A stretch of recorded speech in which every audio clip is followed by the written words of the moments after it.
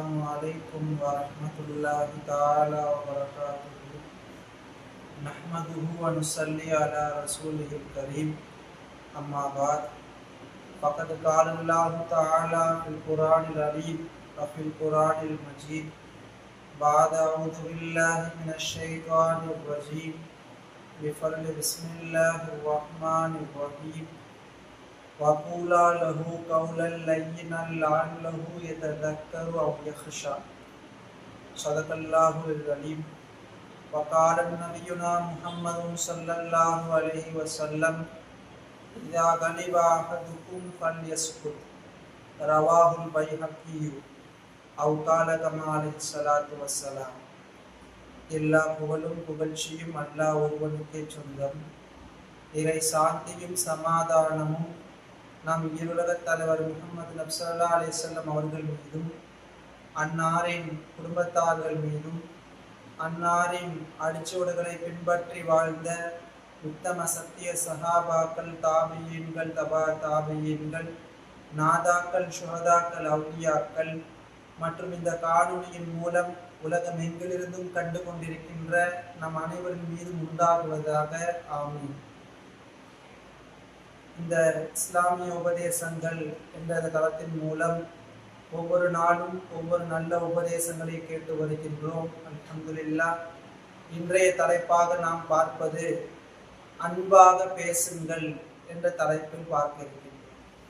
நம்முடைய பேச்சுக்கள் எப்படி அமைய வேண்டும் என்பதை பற்றி இரண்டு விஷயங்களும், எப்படி அமையவே கூடாது என்பதை பற்றி இரண்டு விஷயங்களையும் நாம் இந்த உரையில் பார்க்க இருக்கின்றோம். அல்லாஹ் தஆலா இந்த மனித சமுதாயத்திற்கு மாத்திரம்தான் இந்த பேசும் ஆற்றலை தந்திருக்கின்றார். உலகிலே எவ்வளவோ ஜீவராசிகள் இருக்கின்றது. அந்த எல்லா ஜீவராசிகளுக்கும் தராத, கிடைக்காத ஒரு ஆற்றலை, இந்த பேச்சாற்றலை அல்லாஹ் தஆலா மனிதனுக்கு தந்திருக்கின்றார். இப்படி நாம் பேச வேண்டும். இஸ்லாம் எப்படி பேச சொல்லி நமக்கு உபதேசிக்கின்றது. நம்மளுடைய வார்த்தைகள் தவறான வார்த்தைகளாக இருக்காமல் இருக்க வேண்டும். அசிங்கமான வார்த்தைகளை நாம் பேசாமல் இருக்க வேண்டும். பிறர் மனதை நோகடிக்கக்கூடிய, பிறருடைய மனதை புண்படுத்தக்கூடிய எந்த விதமான வார்த்தைகளும் நாம் பயன்படுத்தாமல் இருக்க வேண்டும். இஸ்லாம் முதலிலே சொல்லக்கூடிய விஷயம், எல்லோரிடத்திலும் அன்பாக பேச வேண்டும். கடுகடுப்போடு பேசக்கூடாது. எல்லாரிடத்திலும், பெற்றோரிடத்திலும் அன்பாக பேச வேண்டும், பிள்ளைகளிடத்திலும் அன்பாக பேச வேண்டும், ஆசிரியர்களிடத்திலும் அன்பாக பேச வேண்டும். ஏன், எதிர்களிடத்துல கூட அன்பாதான் பேசணும், கனிவாதான் பேசணும். உங்கள் எல்லோருக்கும் தெரியும், ஃபிரௌன் என்கின்ற கொடுங்கோல் அரசன் இருந்தான். ஆனால் ரப்புக்குமுல் அலா, நான் தான் பெரிய கடவுள் என்று அவன் சொல்லிக் கொண்டிருந்தான். நான் தான் கடவுள் என்று சொன்னான். அப்போ அந்த அவரிடத்துல மூசா அலைஹிஸ்ஸலாமையும் ஹாரூன் அலைஹிஸ்ஸலாமையும் அல்லாஹ் தஆலா அனுப்புகின்றான். இந்த மாதிரி அல்லாஹ் தான் கடவுள், நீ கடவுள் அல்ல, அல்லாஹ்வுடைய தீனின் பக்கம் நீங்க வாங்கன்னு சொல்லி அழைப்பதற்காக வேண்டி மூசா அலைஹிஸ்ஸலாமையும் ஹாரூன் அலைஹிஸ்ஸலாமையும் அல்லாஹ் தஆலா அனுப்புறான். அப்படி அனுப்பும் போது என்ன சொல்லி அனுப்புறான் தெரியுமா? வகூலா லஹு கௌலன் லையினன், அவரிடத்துல நீங்க மிருதுவான முறையில் பேசுங்க. நீங்க இருவருமே மிருதுவான முறையில் அவரிடத்துல பேசுங்கன்னு அல்லாஹ் சொல்றான். ரொம்ப ஹாஷா பேசக்கூடாது. யாராக இருந்தாலும் சரி, எதிரியாக இருந்தாலும் சரி, பேசும் பொழுது நளினத்தன்மையோடு நாம் பேசினோம் என்றால் கண்டிப்பாக அவர்கள் சிந்திப்பார்கள். அவருடைய மனதிலே அந்த விஷயங்கள் பதியப்படும்.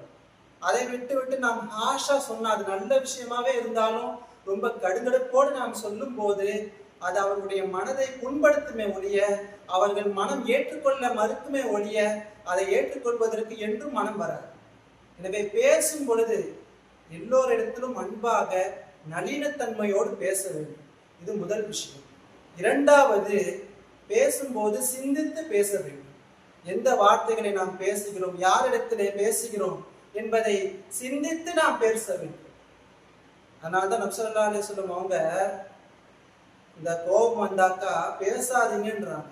இதா கலப அஹதுக்கும், உங்களில் ஒருவருக்கு கோபம் ஏற்பட்டால் ஃபல் யஸ்குத், அவர் அமைதியாக இருக்கட்டும். ஏனென்றால் நம்ம கோபத்தோடு இருக்கும் போது நம்மளுடைய சிந்தனை சக்தி குறைஞ்சிடும், நம்மளுடைய சிந்திக்கக்கூடிய ஆற்றல் குறைந்துடும். கோபம் மட்டும்தான் நம்மளுடைய உள்ளத்துல நம்மளுடைய மூளையில இருக்கும். அப்போ அந்த சமயத்துல நம்ம பேசும்போது அது தவறான வார்த்தைகளாக தான் இருக்கும். அதனால தான் நபி ஸல்லல்லாஹு அலைஹி வஸல்லம் அவங்க சொல்லியிருக்கிறாங்க, நீங்க கோபம் ஏற்பட்டு விட்டால் நீங்க பேசாதீங்க. அப்போ நம்ம சிந்தித்து பேச வேண்டும், எல்லோரிடத்திலும் அன்பாக பேச வேண்டும். இந்த 2 விஷயம். அடுத்து எப்படி பேசக்கூடாது, எப்படி பேசுறத அல்லாஹும் ரசூலும் வெறுத்திருக்கின்றார்கள். அதிகமாக பேசக்கூடாது. முதல் விஷயம், அதிகமாக நாம் பேசவே கூடாது. எந்த ஒரு விஷயமாக இருந்தாலும் ரத்தின சுருக்கமான முறையில பேசணும்.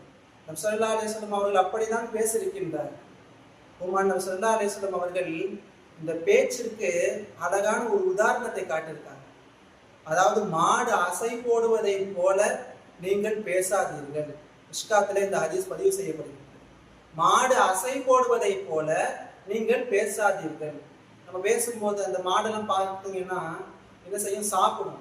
அதுக்கப்புறம் ஒரு இடத்துல போய் ரொம்ப நேரமா அசை போட்டுக்கிட்டே இருக்கும். அதே மாதிரி எல்லோரிடத்திலும் அதிகமாக நீங்க பேசாதீங்க. நம்ம அதிகமாக பேசும் பொழுது என்ன ஆகும் தெரியுமா, அந்த வார்த்தைகள்ல பொய்கள் வருவதற்கு சான்சஸ் இருக்கு. நம்முடைய வார்த்தைகள்ல பொய்கள் நிறைந்திருப்பதற்கு வாய்ப்புகள் இருக்கு. அதனால பேசும் பொழுது குறைவாக பேச வேண்டும். அதை தான் இந்த இஸ்லாம் விரும்புகின்றது. இமாம் ஷாஃபி ரஹ்மத்துல்லாஹி அலைஹி அவங்களும் சொல்றாங்க, மன் அராதா யனஃபரல்லாஹு கல்பஹு, அல்லாஹ் தஆலா ஒரு மனிதனுடைய உள்ளத்தை ஒளிமயமாக ஆக்க வேண்டும் என்று நாடினால் அந்த மனிதரிடத்துல தேவையில்லாம எந்த விதமான பேச்சும் வராம அல்லாஹ் பாதுகாப்பான். ஒரு மனிதருடைய உள்ளம் ஒளிமயமாக இருக்க வேண்டும் என்றால் அதிகமாகவோ தேவையில்லாமலோ பேசாமல் இருக்க வேண்டும். அப்பொழுதுதான் நம்முடைய உள்ளங்களும் நம்முடைய உடலும் ஆரோக்கியமாக இருக்கும். ஒரு அரபியில கூட ஒரு கவிதை ஒன்று சொல்லுவாங்க, தம் சாக்கித்தின் நாளல் மினா பி சுகூத்திஹி, தம் சாக்கித்தின் எவ்வளோ பேசாமல் இருக்கக்கூடிய எத்தனையோ நபர்கள், மௌனமாக இருக்கக்கூடிய எத்தனையோ நபர்கள், நாளல் மினா பி சுகூத்திஹி, அவர்களுடைய மௌனத்தின் காரணமாகவே உயர்வை அடைந்து விட்டார். அவர்களுடைய மௌனத்தின் காரணமாகவே அவர்கள் உயர்வை அடைந்து விட்டார்கள். கம் நாத்திக்கின், எவ்வளவோ பேசக்கூடியவர்கள், எஜ்னி அலைஹி லிசானுஹு, அவர்களுடைய நாவே அவர்களுக்கு தண்டனையாகிறது, அவர்களுடைய நாவே அவர்களுக்கு பாதகமாக செய்து விடுகின்றது, அவர்களுக்கு குற்றவாளிகளாக ஆக்கி விடுகின்றது என்று ஒரு கவிதை இருக்கின்றது.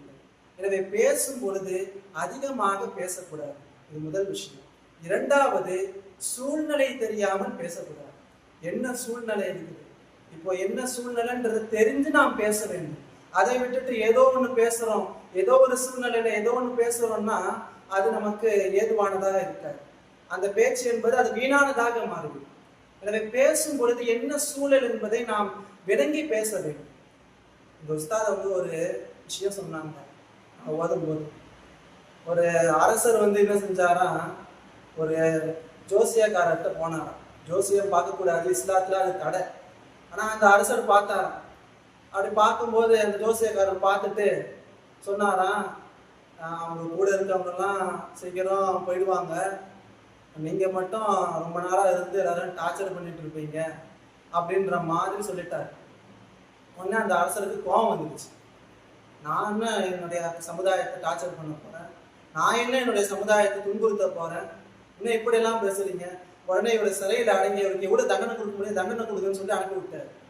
ரெண்டாவது ஜோசியக்காரர் வந்தார். வந்து அவரும் பார்த்துட்டு, எல்லாருக்கும் சீக்கிரமா டிக்கெட் கிடைச்சிரும், உங்களுக்கு மட்டும் டிக்கெட்டு கொஞ்சம் டிலே ஆகும், வானத்துக்கு போகிறதுக்கு டிக்கெட்டு உங்களுக்கு மட்டும் கொஞ்சம் டிலே ஆகும் அப்படின்னோடனே அரசருக்கு மறுபடியும் கோவம் வந்துருச்சான். நான் தானே அரசனு, எனக்கு தானே முதல்ல டிக்கெட் கிடைக்கணும், இல்லை எல்லாருக்கும் இருப்பாங்க, நான் மட்டும் லாஸ்ட்டாக போகணுமா, இல்லை இல்லை இவருக்கு தண்டனை கொடுங்க, இவருக்கு கண்டிப்பாக கடுமையான தண்டனை கொடுங்கன்னு சொல்லி அனுப்பி விட்டாங்க. மூணாவதாக ஒரு ஆள் வந்தார். உள்ள சூழ்நிலையெல்லாம் தெரிஞ்சுக்கிட்டு ரொம்ப நேரம் பார்த்துக்கிட்டு இருந்தார். பார்த்துட்டு திடீர்னு சொன்னார், அரசரே அரசரே சந்தோஷப்படுங்க. என்னத்துக்கு, இங்க உள்ள எல்லாரையும் விட உங்களுக்கு தான் ஆயுட்காலங்கள் அதிகமா இருக்குது, உங்களுக்கு தான் ஆயுட்காலங்கள் அதிகமாக இறைவன் கொடுத்திருக்கின்றான் என்று சொன்னவொடனே அந்த அரசருக்கு ரொம்ப சந்தோஷமாயிடுச்சு. அப்படியா, நான் தான் நீண்ட ஆண்டு வாழ்வானா, சந்தோஷமா இருக்கிறது, இவருக்கு ஏதாவது அன்பளிப்பு கொடுங்க, இவருக்கு கஜானாக்களிலிருந்து ஏதாவது ஒண்ணு கொடுங்க அப்படின்னு சொல்லி அவர் பாராட்டினார். உடனே இந்த மந்திரிலாம் பாக்குறாங்க அரசரை. அரசர்கிட்ட கேட்டாரா, முன்னாடி உள்ளவங்களும் அதை தானே சொன்னாங்க, முன்னாடி உள்ள 2 பேரும் அதை தானே சொன்னாங்க, அவங்களுக்கு தண்டனை கிடைச்சிச்சு, ஆனா இவருக்கு பாராட்டு கிடைக்குது அப்படின்னு சொல்லி கேட்கும் போது இந்த அரசர் சொன்னாராம், இவரும் அதைதான் சொன்னாரு, ஆனா இவர் கொஞ்சம் டிஃபரெண்டா சொன்னாரு, இவர் கொஞ்சம் அழகா சொன்னாரு. அப்போ சொல்ற விதத்தில் சொன்னோம் என்றால், சூழ்நிலை அடைந்து பேசினோம் என்றால் எந்த விஷயமாக இருந்தாலும் நல்ல முறையில் நிறைவுறும். எனவே சூழ்நிலை அறிந்து பேச வேண்டும்.